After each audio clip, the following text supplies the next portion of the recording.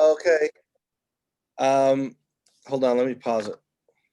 Oh, that was really loud. Okay. Let's see. Let me pull up the exam. God, I've got so much stuff open on my computer right now.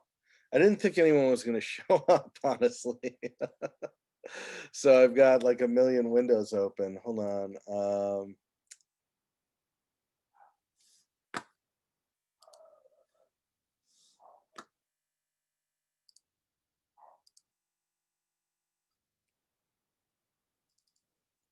Okay. So how are you guys doing on the ones that the first section? Hold on, I gotta admit somebody here. Oh wow, the gang's all here. We're getting the band back together.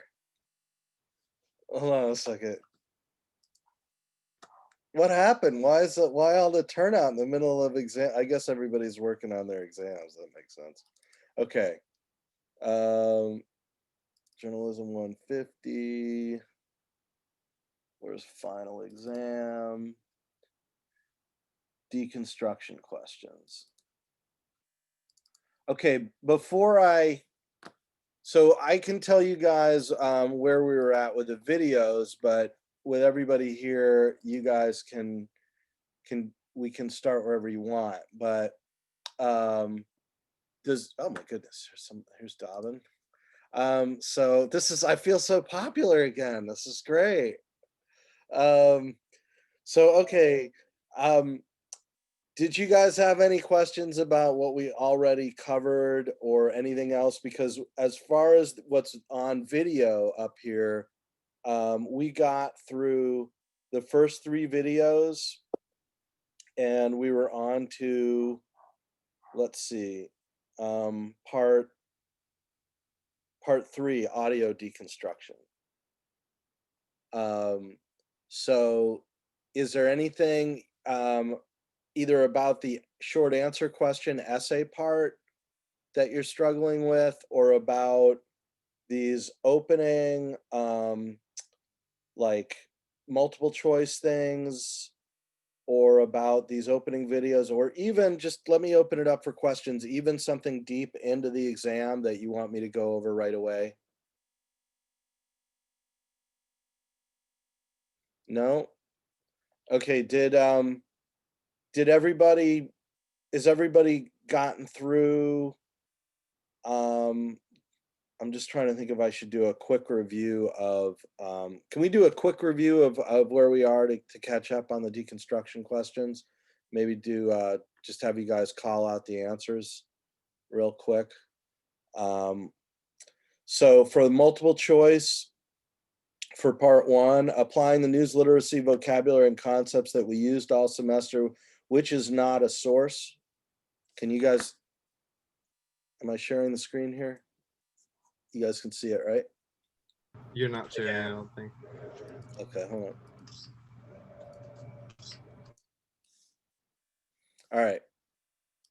So applying the news literacy vocabulary and concepts we used all semester, which of the following is not a source?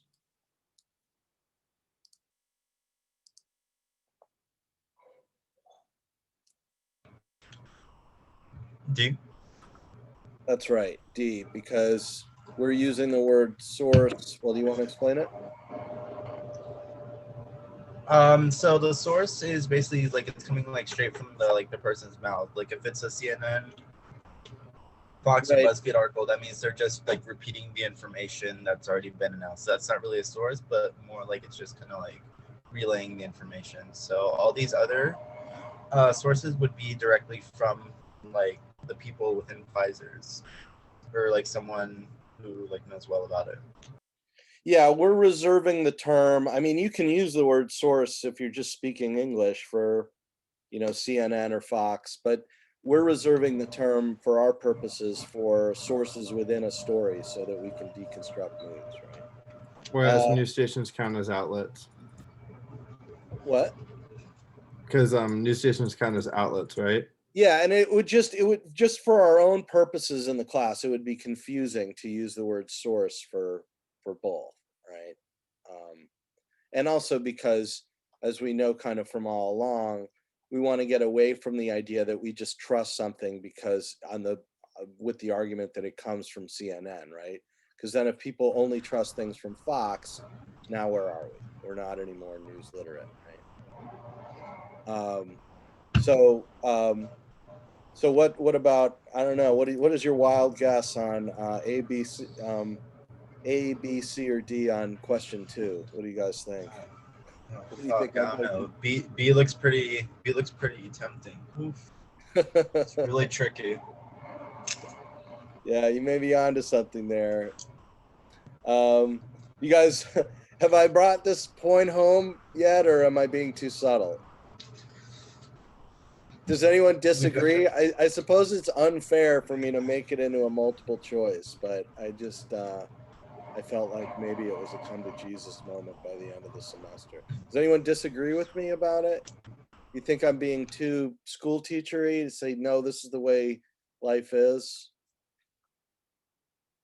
I guess you could argue that. I probably am, but just for the sake of clarity, I feel like sometimes, maybe I need to do that. Okay. So, does anyone want to say quickly?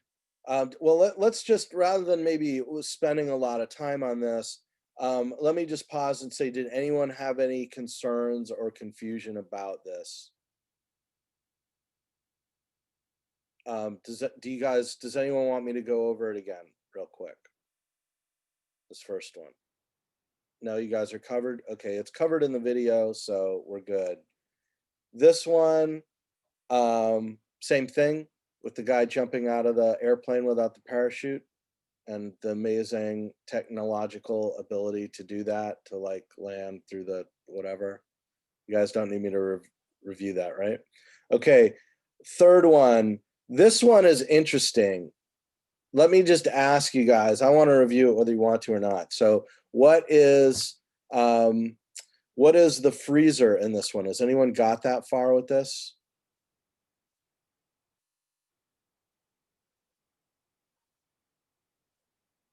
If we're going to use the open the freezer analogy, what is the freezer?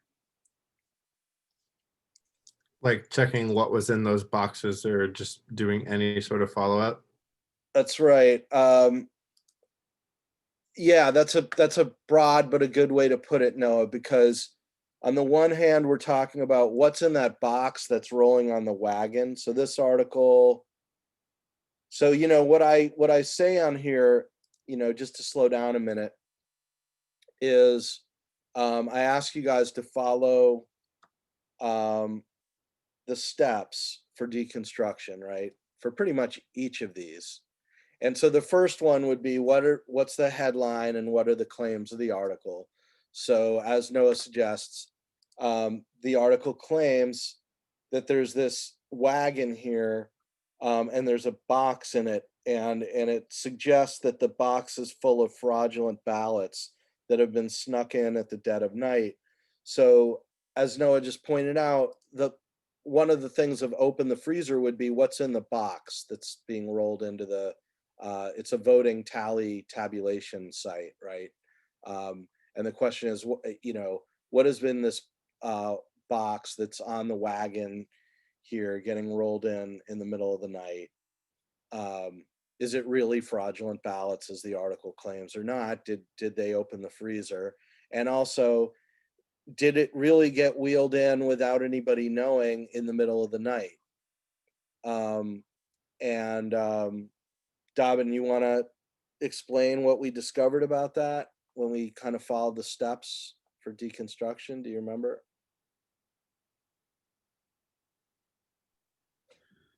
We looked on searching engines about the stories, I think. Yeah, and you had different results than Ethan, right? Which just Yeah. shows that did you guys all know this? When you Google something, you get different results than other people. And so we looked at Dobbin's, and Dobbin had essentially different results than Ethan did. And with Dobbin, you want to pick up from there? How is it different, and what do we then do from there? I kind of forget. So Dobbins had more of the stuff that was just repeating the claims from the video. And at first, I think his impression was, well, if there's all the other stories repeating the same claims, that seems to verify it. But, you know, lower down on Dobbins' search engine and up at the top of Ethan's search results was all this fact checking. And as Ethan pointed out, one of the top hits was from a local Detroit news organization that said, hey, this wagon right here, this was our news organization wagon with news television equipment that we have. So if they had opened the freezer, if they'd opened the box, they would have found TV news equipment, cameras and stuff. So so it was basically fact checked by a local TV news station. And then there was other fact checking that we saw on there, right? So so that was kind of an interesting example of, you know, was the freezer open? You know, did somebody open the freezer here? No, we don't know what's in these boxes. Did someone check with the personnel? No. And then when that's done, when it's fact checked, we find out that it doesn't check out. So I thought that was a pretty interesting example. Okay. So the next thing here is this audio. And why don't we listen to it together and see if we can go through one, you know, maybe take down notes of the names while we're listening, because if you notice, you're going to be listening for what problem the story seeks to shed light on. What evidence does the story show to provide to show the problem exists? Does the NPR provide adequate context? And then you want to write down, there's 4 sources here. So maybe write down their names so you remember who's who. Like write down their names now so that as you're listening, you're paying attention. So we're going to fill out these forms for the father. And you're going to do I'm vain, right? So is the father independent, not independent? Is he supported by multiple sources or not? Is he one of multiple sources or not? Let's put it that way. Is what he has to say verified by any documents or any evidence? Is he authoritative and informed? Is his full name provided? And so we do that with each of these people. So maybe as you're listening, just start by let's start now by saying, let's write down John as the father of 2 teenagers, Christian Piccolini, who's with the Free Radicals Project, Joan Donovan, who's with Data and Society, and Greg Boyd, who's a lawyer representing video games companies. So let me know when you guys are ready. It's going to take me a minute to pull this up on the web anyway, but.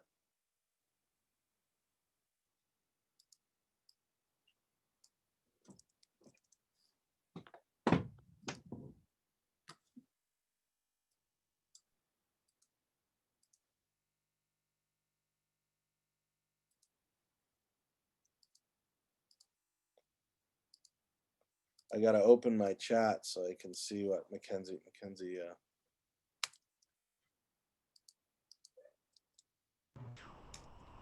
She didn't write anything important. She was just answering the first question that you were asking for the exam. Sometimes though, I see these damn chats like too late. Like somebody says, my mic is off, I can't answer you. And I'm like, why aren't you answering me? And then I find out that it's, anyway, you guys ready? Everybody ready with their list of names? Okay, let's go for it.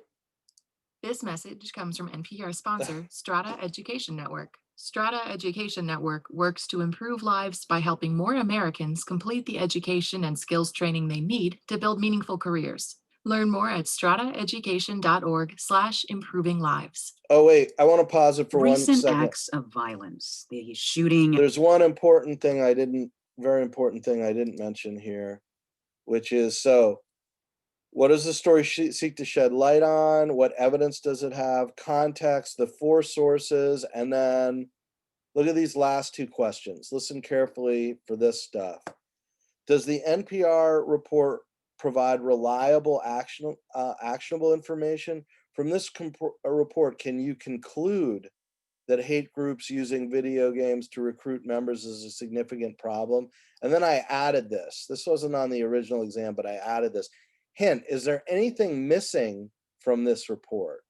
Anything you don't hear on this report that maybe you think you should, that may lead us to question what it claims?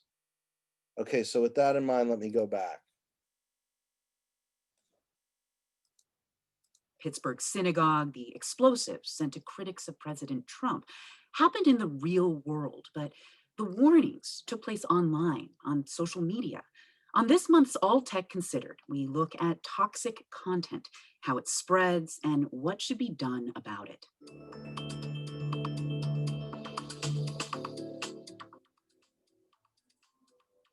The Pew Research Center says 97% of boys and the vast majority of girls play video games. Increasingly, they're playing online with strangers. Although it's rare, experts say these games can become an avenue for recruitment by right-wing extremist groups. NPR's Anya Kamenetz has our story. John's a father of 2 teenagers, and he said he never worried about his son's video game habit. I knew nothing about any of this until one night I'd walked into my home office. We're not using John's last name to protect his family's privacy. I was shaking when I saw it. I'm like, what in the world is this, and why is this in our house? He saw a pile of papers face down next to his printer. He turned them over and found a copy of a notorious neo-Nazi propaganda book. It's white culture is in trouble, and we are under attack by Jews and blacks and every other minority. It was scary. It was absolutely frightening to even see that in my house.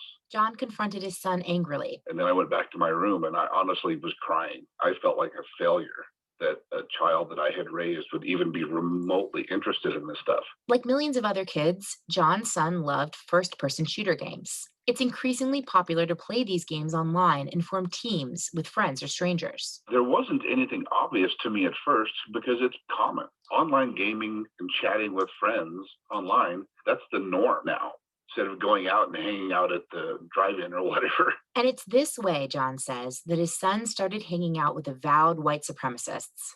They keyed into his interests in military history and Nordic mythology. He was now in the in crowd with these guys. John learned his son had been drawn into at least one group that the Southern Poverty Law Center calls a Nazi terrorist organization. He searched online for help and found it. Christian Picciolini, founder of the Free Radicals Project, author of White American Youth. Picciolini is a heavily tattooed former skinhead.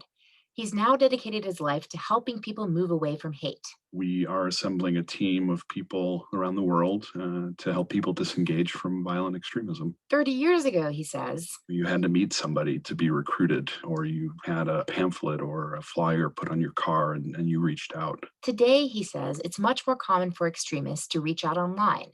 And that includes over kids' headsets during video games. Typically, they'll start out with dropping slurs about different races or religions and test the waters.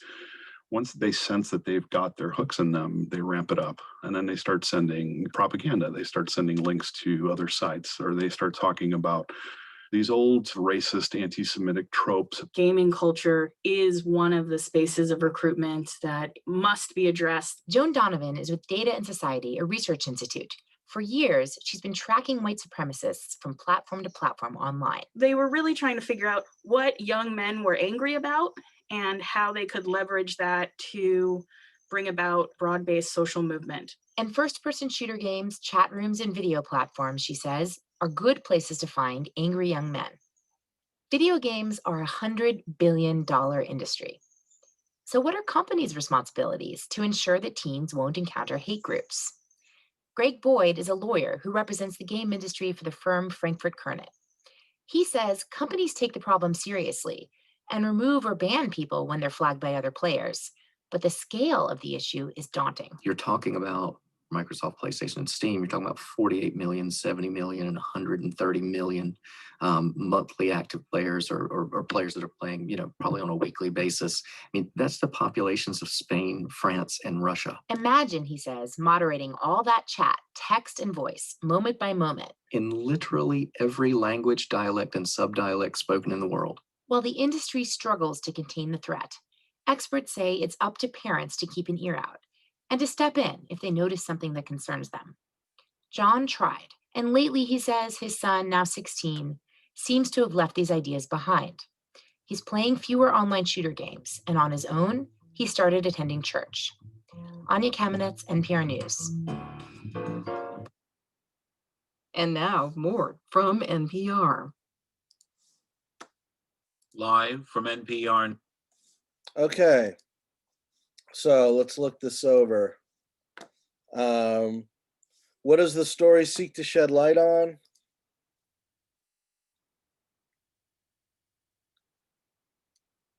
Anyone want to take a gander at that? Toxic content and how it spreads and what should be done about it. Yeah, how about the recruitment of, white nationalists or white supremacists, or white supremacy and white nationalist recruitment through video games,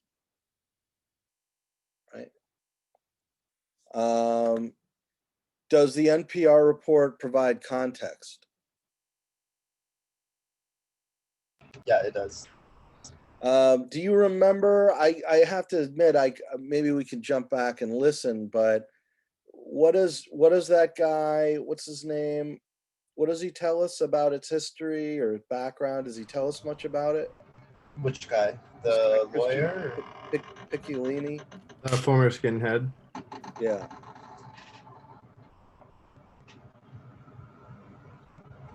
Let's go back.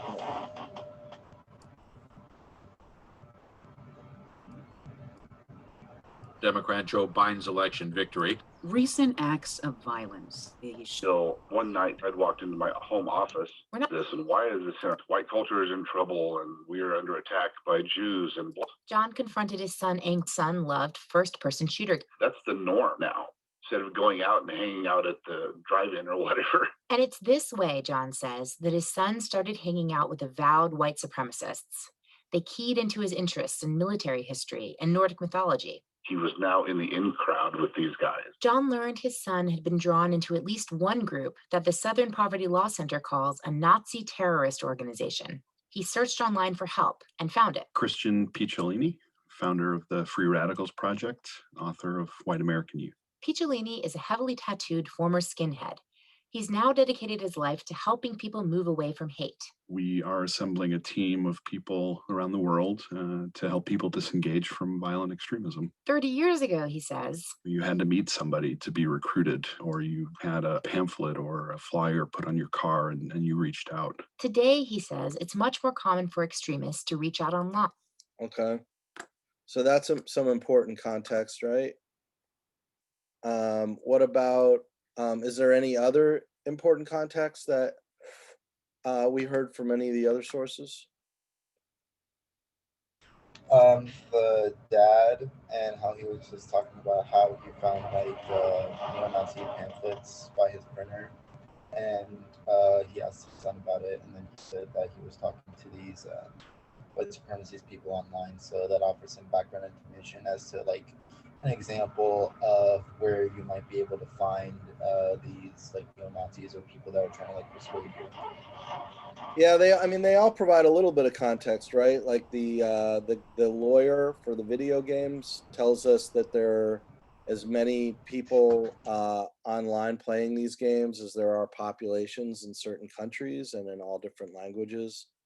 And so, that raises a question of how possible it is to even keep on top of it. And does the data woman, does she say anything interesting about context that any of you guys recall? So we could maybe jump ahead. spaces of recruitment that must Tropes. gaming culture is one of the spaces of recruitment that must be addressed. Joan Donovan is with Data and Society, a research institute. For years, she's been tracking white supremacists from platform to platform online. They were really trying to figure out what young men were angry about and how they could leverage that to bring about broad-based social movement. And first-person shooter games. So she just again underscores that she argues that it's a major problem. So that's context too, right? Okay, so let's see. Now we end up looking at each source. So what do you guys think? Is the father, would we call him independent? I'd say yes. Yeah, okay. He's just a dad. Is he supported by, is his concerns or whatever supported by multiple sources? Yes. Okay. Let's see, is what he says verifiable?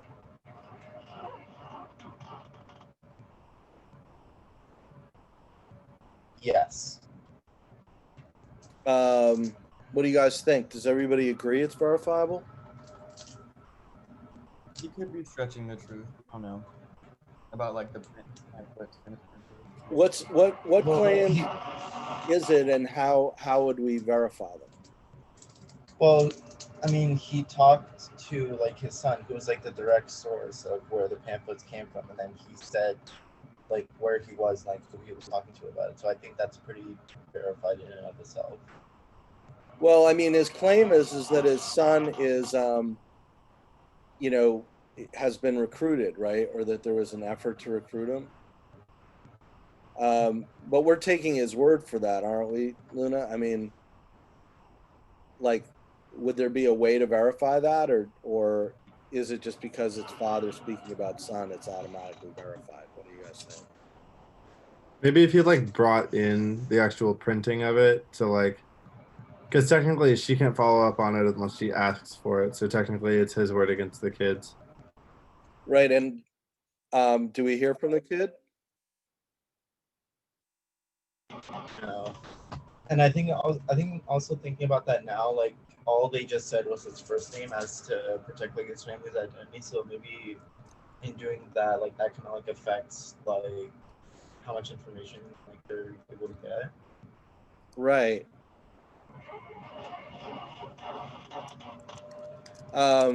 Okay, so maybe that's sort of a question mark there about verifiable. What about authoritative or informed? He's informed, right? Because he's the dad, but he's not an authority on the topic, right? So that's a good example of how you can be informed about something because you're part of the story, but you may not be authoritative about it. And then, is he named? Not really, right? He's given a fake name. So, okay, what does the source contribute to the story, and is it valuable? Would you guys call this valuable contribution? I'd say yes. So yeah, so maybe just explain that briefly, however you would do that, right? And then what about this guy? Would we call him independent?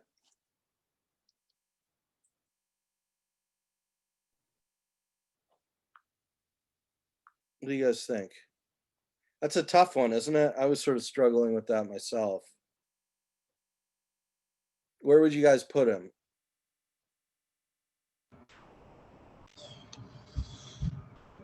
I would ask Meg or Noe because they haven't spoken up yet, but they're having audio problems. Maybe they can chat us. Meg, you got a gander? You want to put it in the chat, or your audio isn't great, right? I can speak. Oh, you can speak. Okay. Yeah. I think it's independent. There, like, he does reside in an organization, but it's not it's not directly related to video games or like the right wing. Yeah, it's his own organization. I suppose you could argue he's not independent in that he's trying to push this cause that he's on in the first place, but that could still be independent, right? In a way, it's just his independent cause. He obviously considers it important. Is he corroborated? Now, I think you could argue, maybe in the middle or something, because he's invested in this, so he's going to see it a certain way.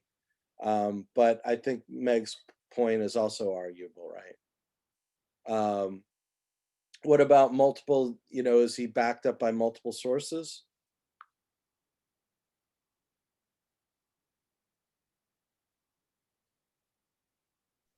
I mean, he represents an organization that's against this issue, but that doesn't necessarily mean that he's being. Well, he represents the same position as the dad and as the media woman, so they all sort of support each other, right? Yeah.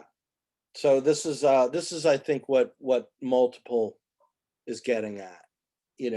Does the evidence kind of layer on top of itself and support itself in the story with one source or another, with a given source, or somebody out there on their own arguing something where there's nothing else in the story supporting it.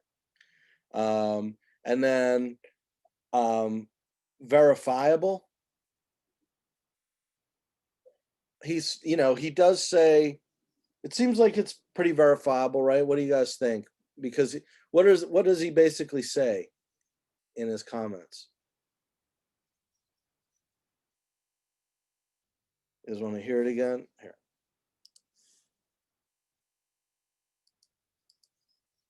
Laney, founder of the Free Radicals Project, author of White American Youth. Picciolini is a heavily tattooed former skinhead. He's now dedicated his life to helping people move away from hate. We are assembling a team of people around the world to help people disengage from violent extremism. 30 years ago, he says, you had to meet somebody to be recruited, or you had a pamphlet or a flyer put on your car and you reached out. Today, he says, it's much more common for extremists to reach out online. And that includes over kids' headsets during video games. Typically, they'll start out with dropping slurs about different races or religions and test the waters. Once they sense that they've got their hooks in them, they ramp it up. And then they start sending propaganda. They start sending links to other sites, or they start talking about these old racist, anti-Semitic tropes. Gaming culture is. Okay, so is that verifiable, or is it verified in the story?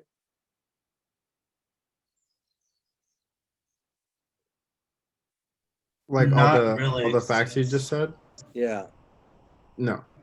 I don't think so, because since like they weren't able to talk to the kid about it, then they won't know for certain like if that's exactly what they did. So Right. So so maybe partially, because I mean he says 30 years ago they would just reach out with pamphlets. So that much of it makes sense, right? We at least know that, but then he gets into details, it sounds like you guys are saying, are not verifiable, which is a good point. Okay. And then moving on, we have this woman.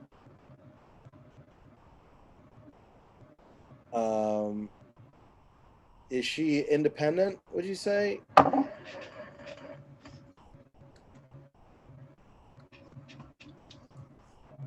Let's see. The spaces of recruitment that must be. In them, they ramp it up. And then they start sending propaganda. They start sending links to other sites, or they start talking about these old racist, anti-Semitic tropes. Gaming culture is one of the spaces of recruitment that must be addressed. Joan Donovan is with Data and Society, a research institute. For years, she's been tracking white supremacists from platform to platform online. They were really trying to figure out what young men were angry about and how they could leverage that to bring about broad-based social movement. And first-person shooter games, chat rooms, and video platforms, she says, are good places to find angry young men. Video games are 100 billion. Okay, so do we think she's independent?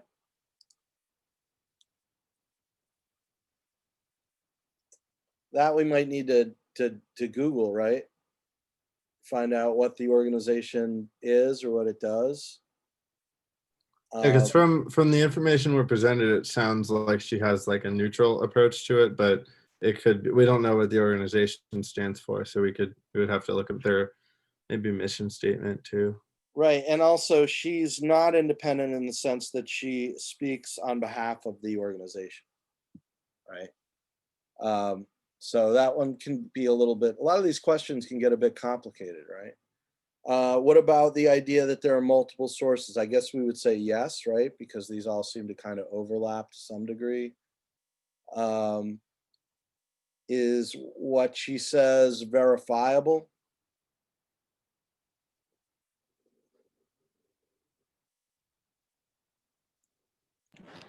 I mean, I guess she just kind of talks about how there's a lot of angry young men in video games. That was basically her only statement in the piece. So Yeah, so it's a little bit vague, right? And difficult to verify. She does say it must be addressed, but you know, does she support that with strong evidence? And is she authoritative? Possibly, yes. I mean, that's what she's presented as. We could again, we could Google her to find out about that, right? And she's named. Does this source, what do you guys think? Does this source contribute to the story?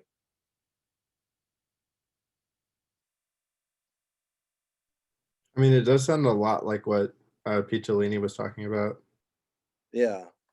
Sounds like you guys think it's a little bit vague. Am I right? So that could be a criticism. She sort of says it must be addressed, but then she doesn't offer any specifics to back that up, right? And then Greg Boyd, independent? No, because he represents the video game companies, right? Yeah, that's correct. Is he supported by multiple sources?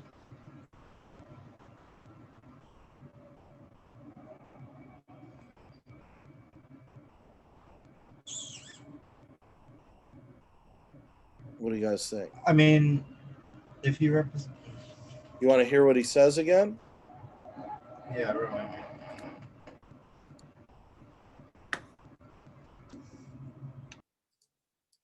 Billion-dollar industry. So what are companies' responsibilities to ensure that teens won't encounter hate groups? Greg Boyd is a lawyer who represents the game industry for the firm Frankfurt Kernet. He says companies take the problem seriously and remove or ban people when they're flagged by other players, but the scale of the issue is daunting. You're talking about Microsoft, PlayStation, and Steam. You're talking about 48 million, 70 million, and 130 million monthly active players or players that are playing, probably on a weekly basis. I mean, that's the populations of Spain, France, and Russia. Imagine, he says, moderating all that chat, text and voice, moment by moment. In literally every language, dialect, and subdialect spoken in the world. Well, Okay, so let's look at this again. Is he supported by multiple sources?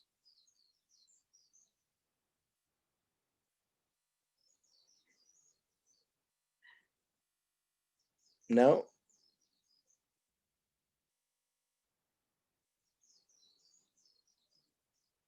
What do you think, Dobbin?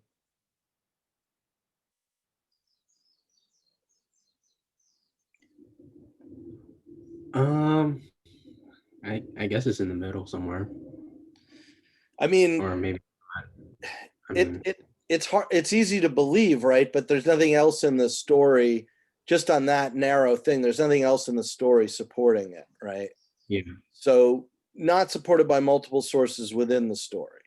He's got his own contribution, right? Not that that makes it not true, but it's not corroborated by what else is in the story, right? So he's not independent. It's not corroborated. Is it very Could we check and find out how many people get online and play PlayStation to verify what he claims? I mean, we can. We could, but I think maybe the numbers might be a little bit different now. Like maybe they've gone up more because I think that article was in what 2018. So Yeah. I think a lot might change in that time. So. But it is verifiable, right? The things he's claiming. Yeah. Okay. Mhm. Does he sound authoritative and informed? Yes. Okay, and he's named, right? Do you think that he contributes to the story?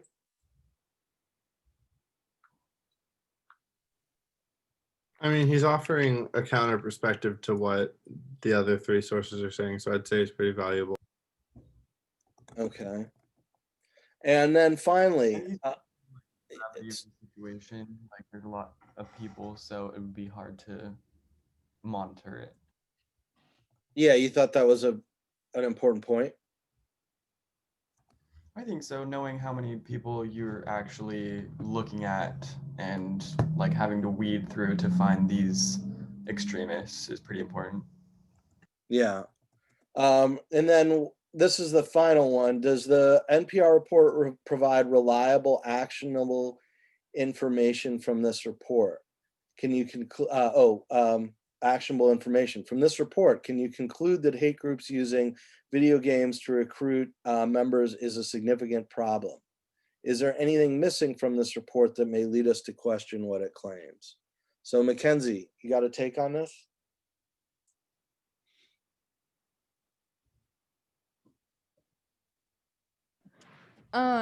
I would say that it does provide reliable and actionable information just because the sources that they use corroborate each other. And so they provide that basis for their argument. But can you conclude that hate groups? Yeah, I would say that you can conclude that hate groups using video games recruit members just because you have like experts and personal experiences of people having these things, you know? Yeah. Well, so I think we're gonna probably come down in different places. I'm just gonna do a round robin to see what different people's takes on it are. Libby, did you have a same take or a different one? I personally, I think obviously they raise that there is a problem, but I don't think it's necessarily backed up by enough like statistical information or more examples. Like that one son, like that's kind of, you could argue that's like a one-off, even though obviously there's a lot of other information. I just feel like it would have been more strong if there had been, like, for example, if the video game company guy had actually admitted like, yeah, there's this big problem, we see it with this in this area with these people, you know what I mean? Like I just feel like there wasn't enough other sources to suggest it was wide, like a larger problem. So that would be what you see as missing.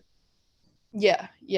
The more granular, specific, verified information that gives us a handle on the degree of the problem. Yeah. Noah, how about you? Did you have a different take or anything to add?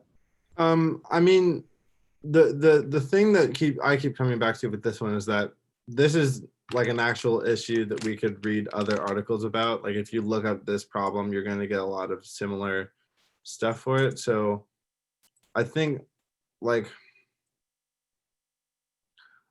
I wouldn't go straight to that you can conclude that what they're saying is true, because that's kind of the whole point of this class, is that you can't always know for sure. But they raise significant doubts, and that's enough for the average media consumer to do their own research and come to their own conclusions. Right. And you're underscoring something that, when I first taught this, the first semester or two, lateral reading was not part of how Stony Brook used to teach news literacy. And it didn't take me very long to realize that wasn't going to teach students how to read news.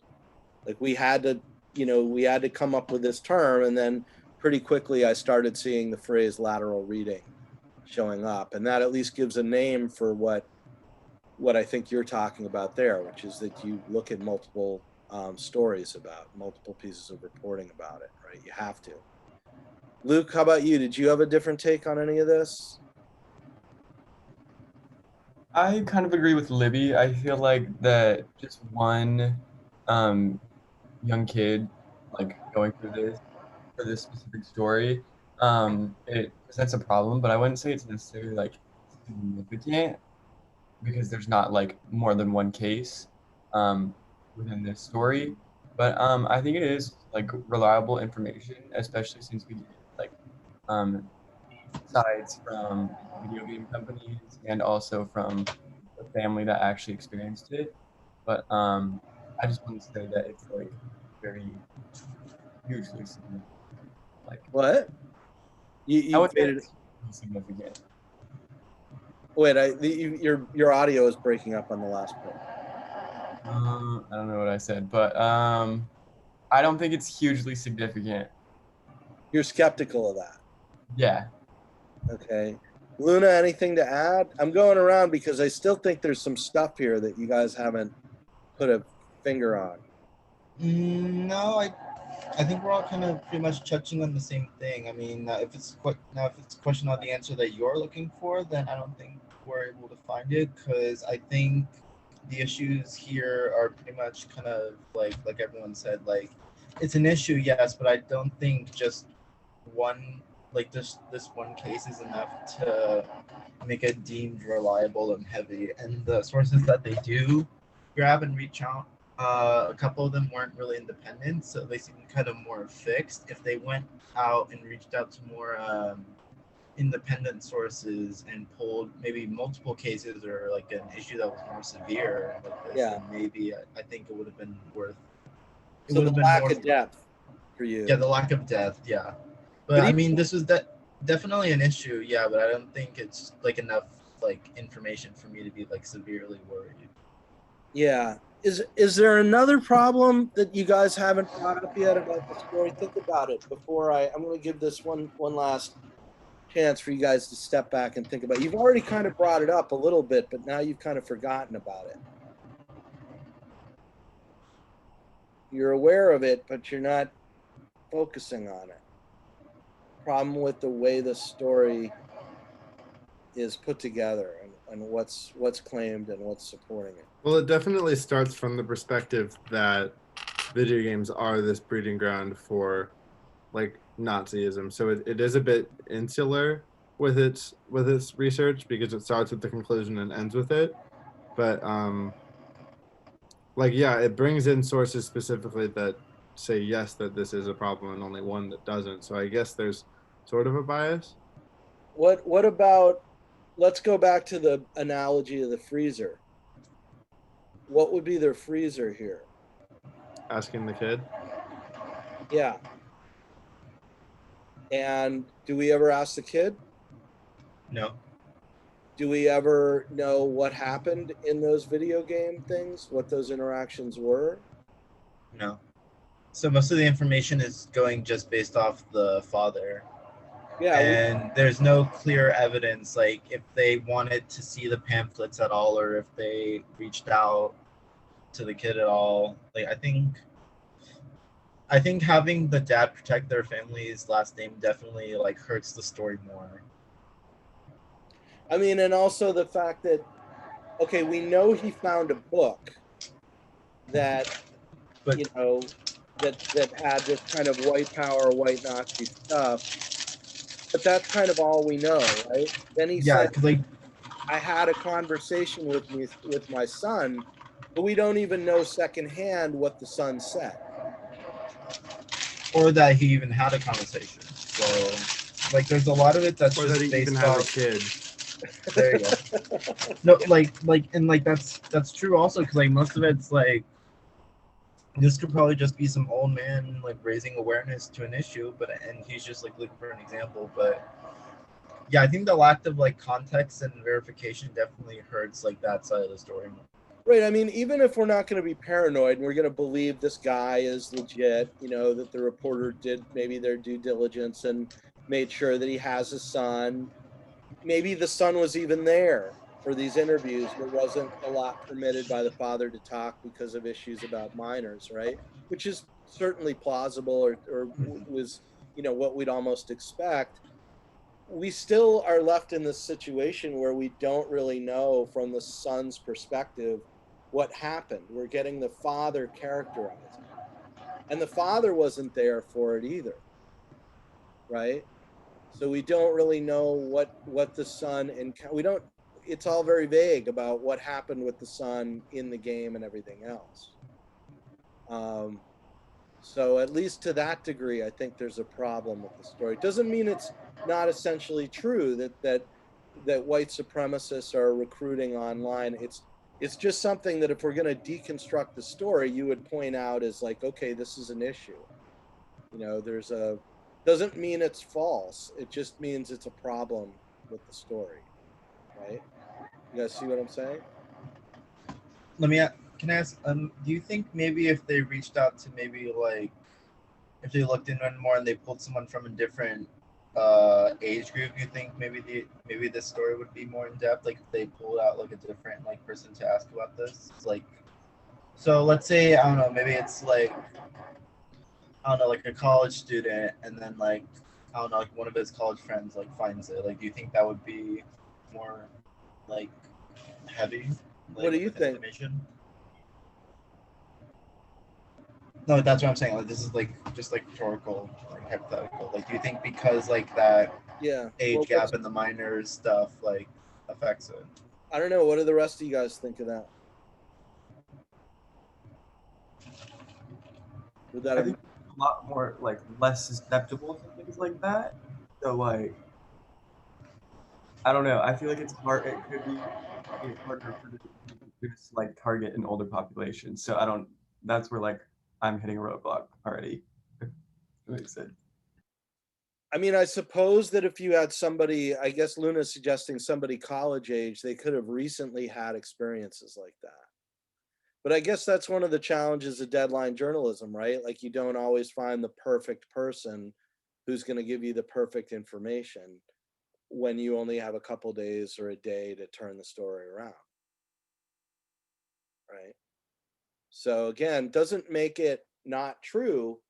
It's just for the, you know, I hope you guys are getting some insight into the weaknesses and strengths of certain kinds of reporting and the kinds of things that should raise questions, right, for the reader.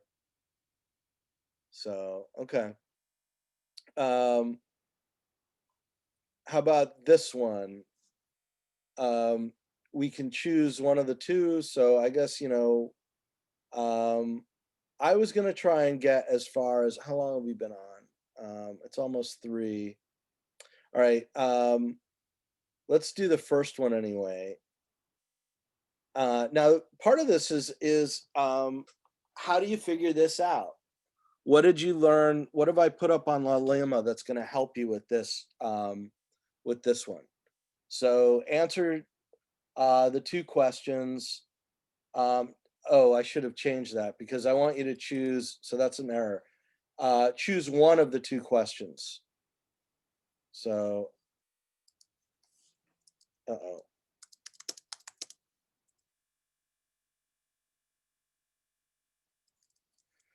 Okay, so let's do the first one. How do you figure this out? What have I given you for instructions on how to figure it out? Somebody take me through it. Where would you go look for my help on this? On the fact checking, the little handout that you gave us. Okay, so let's see. That's on La Lima, right? That's the deconstruction one, right? Yeah, well, so I've given you a bunch of different tools in the toolbox here. Let's go to, is it in week? Nope. Week 15. So, okay, this one says summarize the main points. But what are we asked to do in this exercise? What is the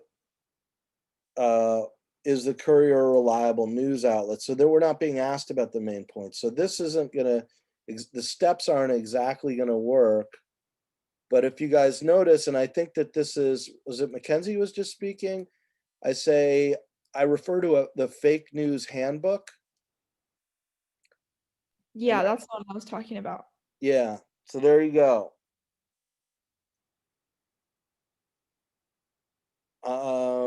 So don't see a problem necessarily with all. Here, let me see if I can fit this both onto the screen. Oh, it gets too small. If you hold down the green thing in the corner, it should be able to let you split the screen between that and then the PowerPoint or the document. The green thing in the corner.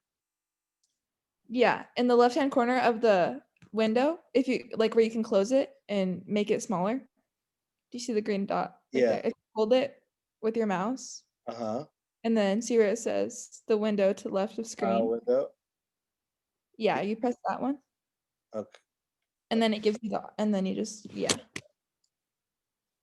Oh, that's a lot of windows you got there.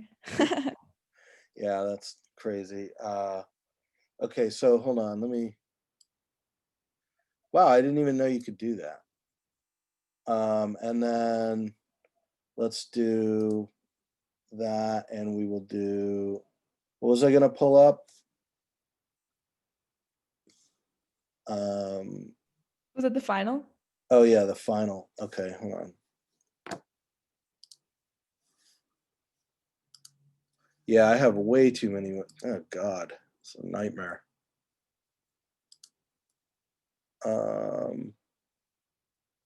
Here we go.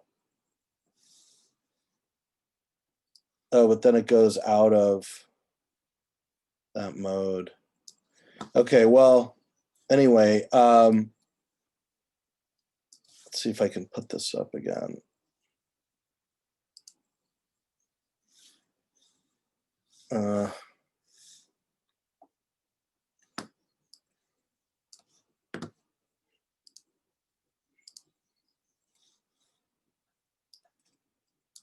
No,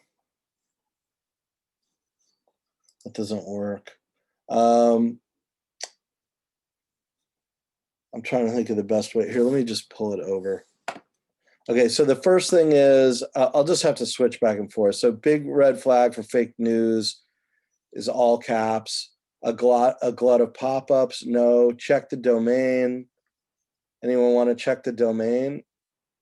How else would you check to make sure? It says if you land on the site, check its about page. So let's check is there an about page for this website? Let's take a look at it again.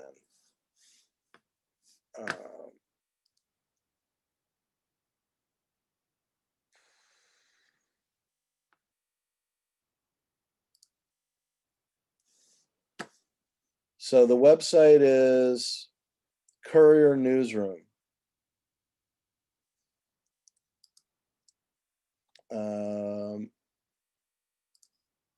What was the hyperlink? And here's the Courier Newsroom. And yes, there's an about page. Courier Newsroom is a progressive media company owned by the nonprofit Acronym and other private investors. Courier Newsroom and its affiliated sites are independent from Acronym. The managing editor of each site, in addition to Courier Newsroom, has ultimate discretion and control over the content published. For facts and firsthand sources are our North Star, and we work to, okay, so they say they're legit. So we have, what else do we have for steps here? Go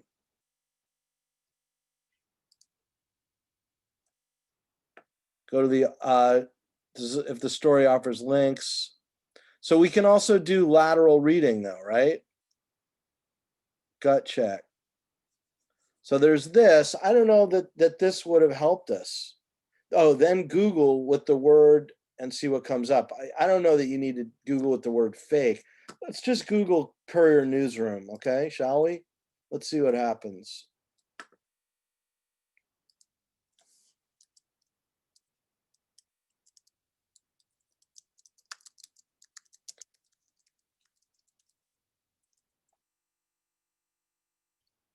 Okay, there's a Wikipedia article on it.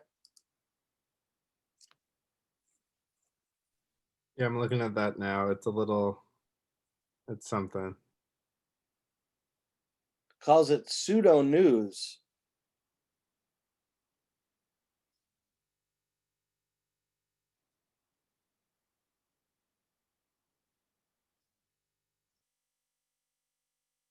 So you guys reading this?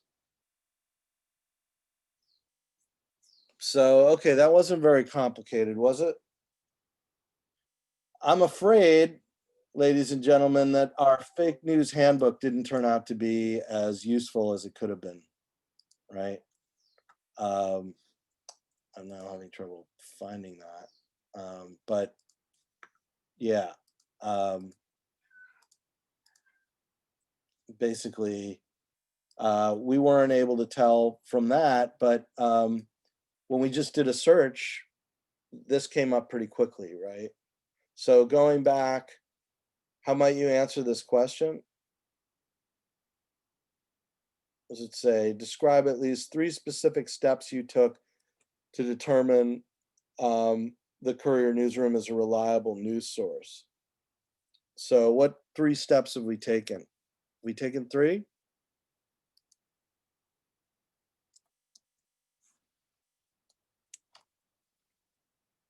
We consulted the fake news handbook, right? And we went through the checklist of that stuff. We checked the about page.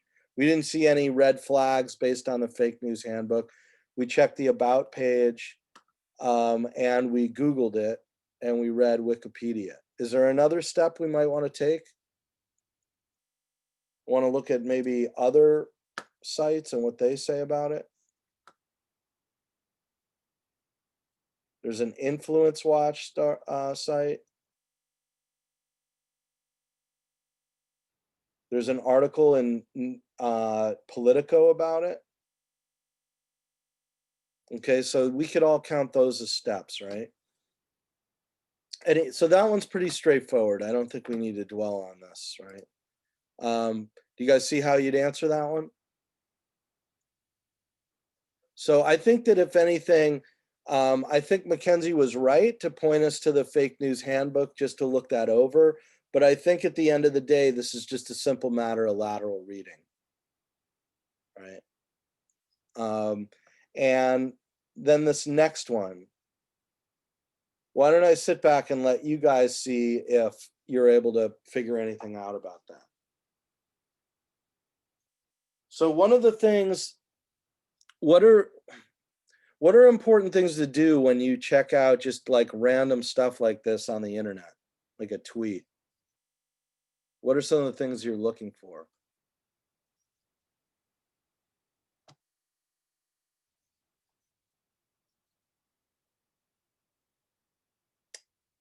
You want to see if it's backed up and has like evidence to support it. Like if it shows you like a link to an article, like you want to like dive into it and see what it's talking about.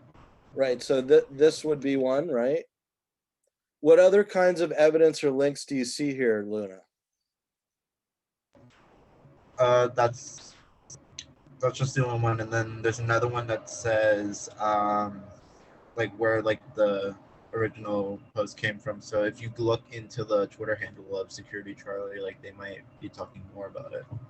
Okay, so you got Security Charlie. What else? You got the link. You got Security Charlie. What else do you have here that you could check?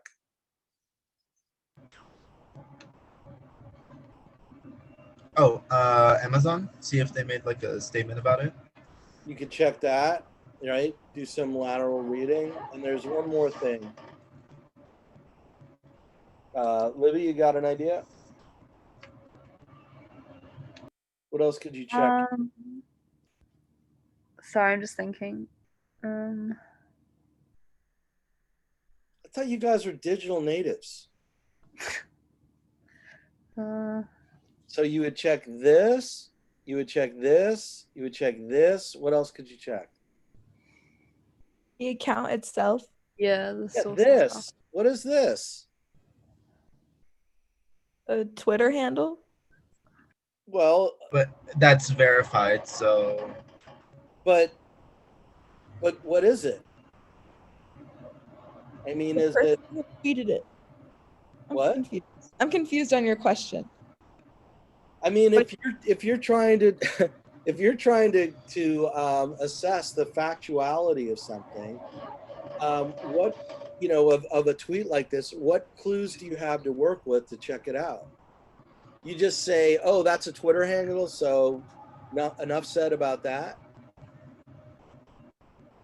Like, what if you look that up? Here, look, ZDNet. Did anyone do this? And then look, there's a ZDNet website. And lo and behold, I worked for ZDNet 25 years ago at different times.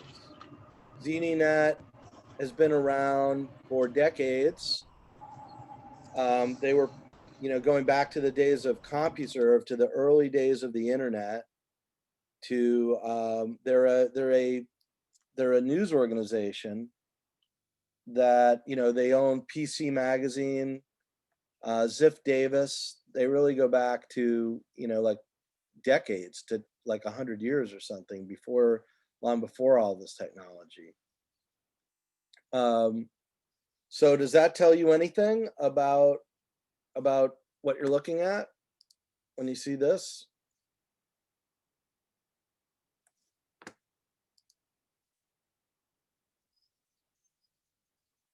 I mean, it tells you it's not just coming from nowhere, right? And what happens when is there any way to fact check this?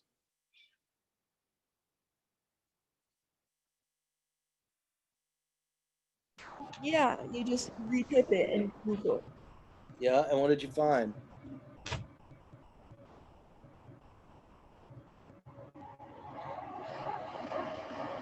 My internet's really slow, so I've only been able to just stay on the Zoom, but I'll run it right now.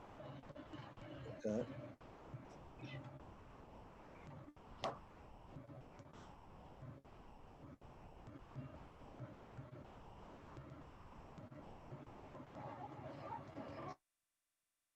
So what's the news?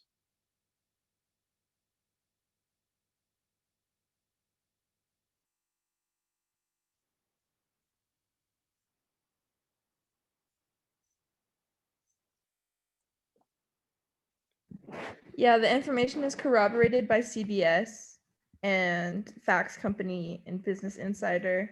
Yeah, there's a bunch of different sources that say the same thing. Right. And did you go to the actual link?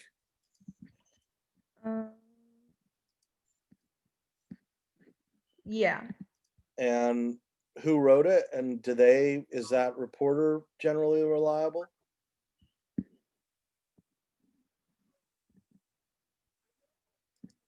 No. No. No. I don't think so. It kind of just seems like it's like I don't know. It's like a weird stock picture. I get weird vibes. I don't feel like I trust this person. Why not? Are you talking about Security Charlie? Or are you talking about? Yeah, Charlie. Yeah, but that's not who wrote the article. Oh, are you talking about ZDNet? Yeah, you see this? This is a link to an article. Uh-huh. Well, Security Charlie, I guess, maybe posted the initial alert. But I don't know. Like, I don't know that weird vibes is a good method for news literacy. I mean, it might be, it's like at first your spider sense is tingling, but then you've got to check it out, right? There's ways to kind of figure this stuff out. I mean, aren't you finding a lot of other information about it being corroborated? Like here. Yeah. Okay, so what do we learn from those? So what if we do ZDNet, Amazon, what's it called? Amazon Ring or doorbells?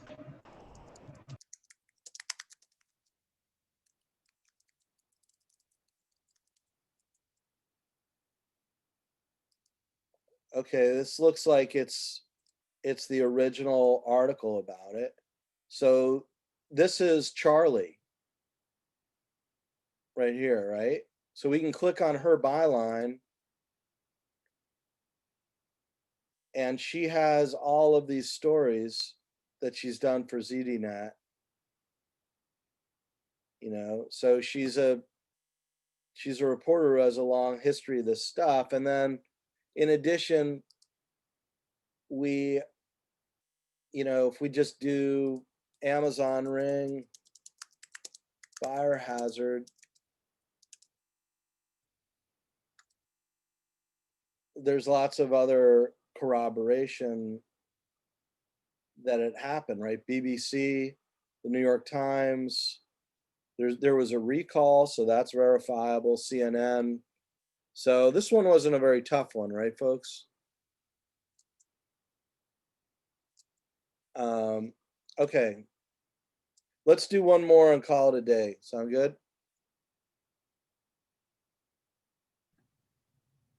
Sounds good. Is anyone confused by that one? Was that one pretty obvious? You guys saw what I did?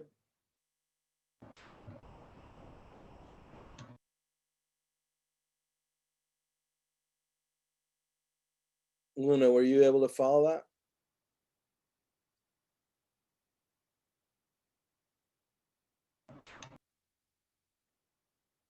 Luna, can you hear me? Oh, I thought I just said yes. Oh yeah, okay. No, I couldn't hear that. All right. So let's wrap it up then. Let's do one more. So I'm gonna pause the screen when you guys look at it, but I say this is an inference one. Does the story support the headline? Explain why or why not? And does it provide strong evidence that diet soda causes dementia and stroke? So here's the story. So why don't I let you guys look at it a minute, and then we'll catch up. I'm going to pause the video while you all take a moment to look at it.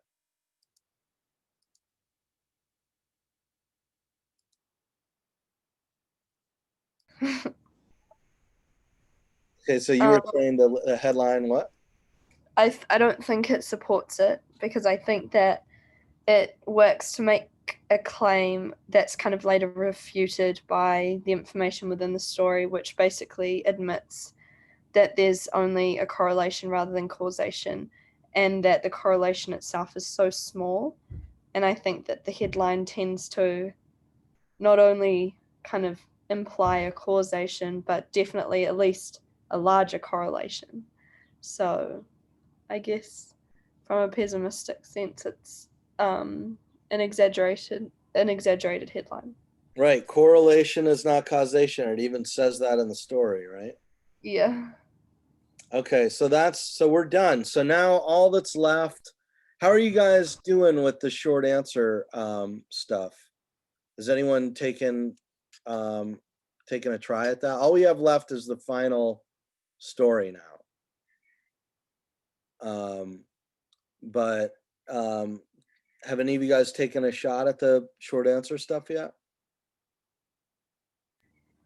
No, I haven't, but I do have one thing. Like when I tried to download the workbook, there's 2 stories that I can't see. I don't know if anyone else has that problem. Like it just has a huge question mark over the box.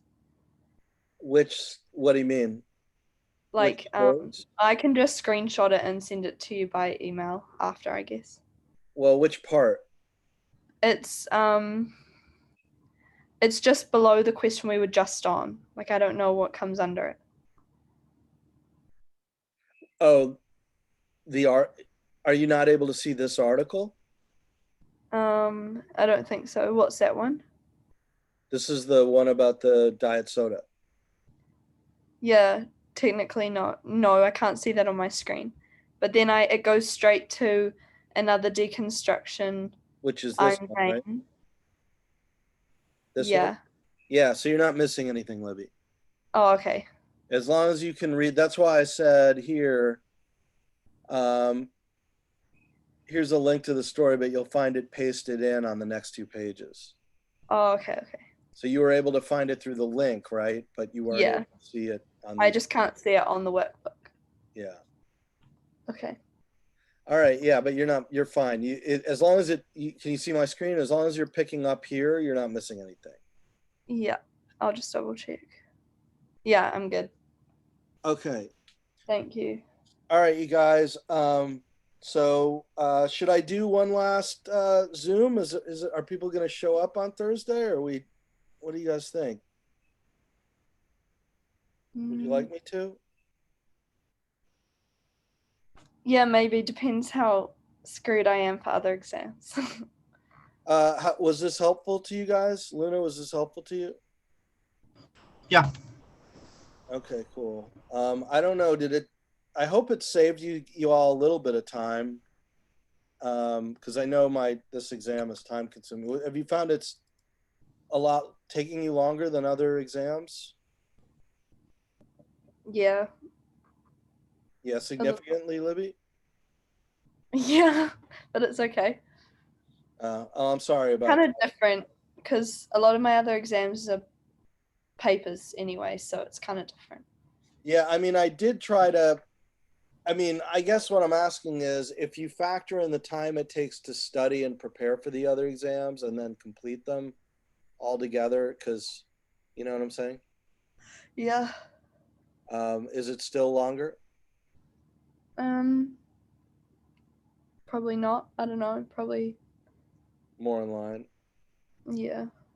Yeah, the other ones aren't take-home exams? No, they are. Yeah, they're take home. Oh, but so you're saying it takes longer even as take-home exams? Yeah.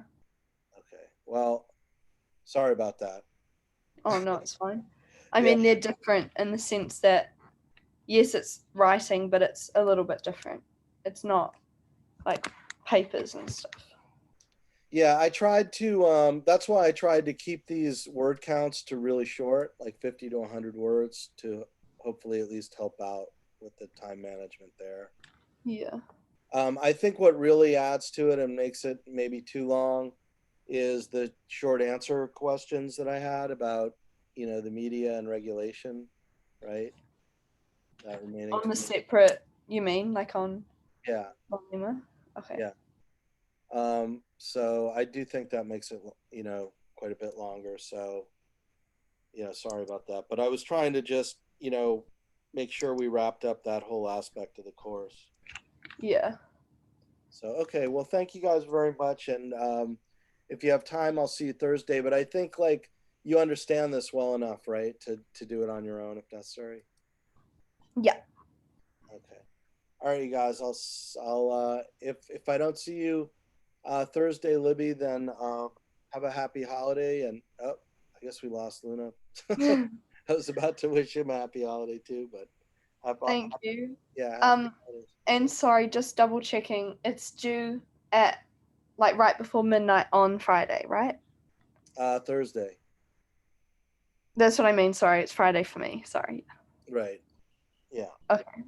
And same with the short answer questions. Yeah. Okay. If you run into any trouble, I don't know, just send me an email. I don't want to, get you screwed over it or anything. But, Perfect. Yeah. I mean, and also, I don't mind talking to those people, but none of them have reached out yet. So I don't know. Yeah. Well, you reached out to them?